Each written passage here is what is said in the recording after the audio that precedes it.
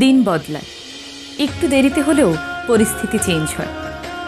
যে মেয়েটাকে একটা সময় আপনি পাগলের মতো ভালোবাসতেন, দেখবেন এখন তার বিয়ের ছবিতে লাভ রিয়েক্ট দিতে গিয়েও খুব একটা খারাপ লাগছে না। আসলাম, দেখলাম আর চলে গেলাম টাইপের একটা ভাব। বুকের মধ্যে আগের মতো পাথর জমছে না। ইউনিভার্সিটিতে উঠেই ঠিক করে নিয়েছিলেন ইউনিভার্সিটির টিচার হবেন। আচ্ছা বলুন তো, এই তৃতীয় বর্ষে এসে দুইটা সাপ্লি খাওয়ার পরও কি সেই স্বপ্নটা উকি দেয়? নাকি এখন আর সেসব নিয়ে ভাবাই হয় না? বিসিএস এর জন্য রাত দিন এক করে দিলেন। এখন এই 31 বছর বয়সে এসে বেসরকারি ব্যাংকের অফিসে বসে কেমন বোধ হয়? এই যে এত কষ্ট করে ভারত মহাসাগরের দ্বীপের নামগুলো মুখস্থ করেছিলেন, তা কি এখনো মগজে হানা দেয়?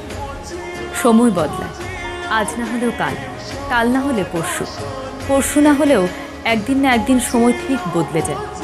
যে জিনিসগুলো নিয়ে আমাদের অনেক এক্সাইটমেন্ট কাজ করত, সেই জিনিসগুলো আস্তে আস্তে পানসে হয়ে যায়।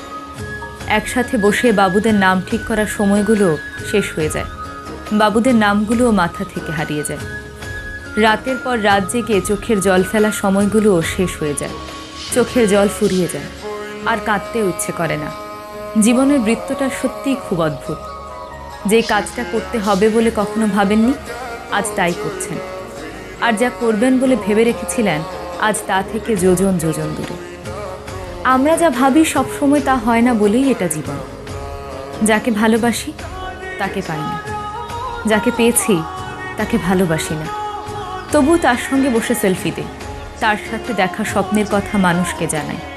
তবু ভালো আছি বলে ভালো থাকার অভিনয়টা করে যেতে হয়। জীবনেও যে ছেলেটি চিন্তা করেনি সে বাইরে স্কলারশিপ নিয়ে পড়তে যাবে, সে ঠিকই চলে গেল। আর যার আগে যাওয়ার কথা ছিল, তার কোনো খবরই নেই। ক্লাসের লাস্ট বেঞ্চার ছেলেটা, যাকে কেউ কোনো দিন কোনো গুণার মধ্যেই রাখেনি, সেই ছেলেটাই কেমন করে যেন আজ হাজার মানুষকে আশার বাণী শোনায়। তার সেমিনার দেখার জন্য হাজার হাজার মানুষ লাইন ধরে টিকিট কাটে। জীবন কখন কাকে 180 ডিগ্রি অ্যাঙ্গেলে ছুঁড়ে মারবে আর কখন কাকে সাদরে গ্রহণ করবে তা বলা মুশকিল। এই জিনিসটি অঙ্কের সমাধানের চেয়েও মুশকিল।